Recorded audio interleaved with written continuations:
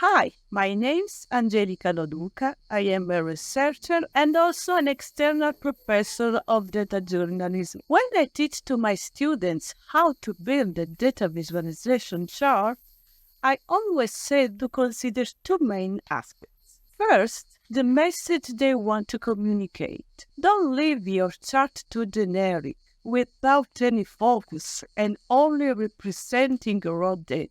Tell a story with your data.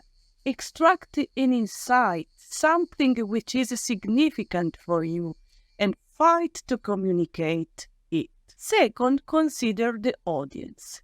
Calibrate your message to your audience. In the book, you will learn how to transform your raw data into wonderful data stories using ChatGPT, DALL-E, and GitHub Copilot, and Python Altair, which is a data visualization library.